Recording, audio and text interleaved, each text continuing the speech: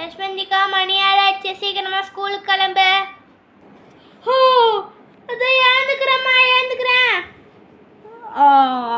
ஐயோ நம்மள ஹோம்ஒர்க் கொடுத்தாங்களே, இப்போ வேற நம்ம மிஸ் கிட்ட சொன்னோன்னா அவ்வளோதான், நம்மளுக்கு பரட்டுருவாங்க பின்னி. என்ன பண்ணுறது?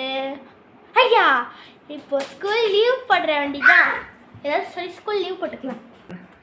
அம்மா எனக்கு தலை வலிக்கிற மாதிரி இருக்குதும்மா, எனக்கு உடம்பு சூடாக இருக்குமா, தொட்டு பாருங்கம்மா.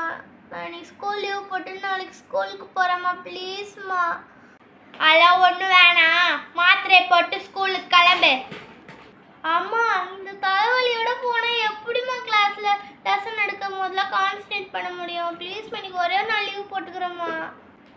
சரி போய் படுப்போ, ரெஸ்ட் எடு, நாளைக்கு ஸ்கூலுக்கு போ. ஐ ஜாலி, அப்படியே ஸ்கூல் லீவ் போட்டோம்ப்பா.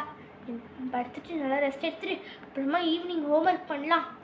யஷ்வந்திகா கடைக்கு போயிட்டு அரை தக்காளி வாங்கிட்டு வா, வீட்டில் தானே அக்கா, செய்ப்போ.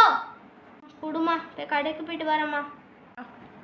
யஷ்வந்திகா தம்பி குச்சா வர்றான், பாத்ரூம் கூட்டு போ, வீட்டில் தானே அக்கா, செய்ப்போ.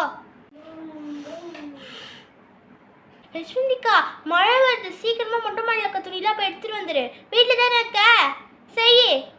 சே, இதுக்கு நான் ஸ்கூலுக்கே போய்ட்டு ஹோம்ஒர்க் எல்லாம் மிஸ்கிட்ட அடி வாங்கிட்டு வந்துக்கலாம். வீட்டிலேருந்து அம்மா தொல்லைங்க தாங்கவே முடியல.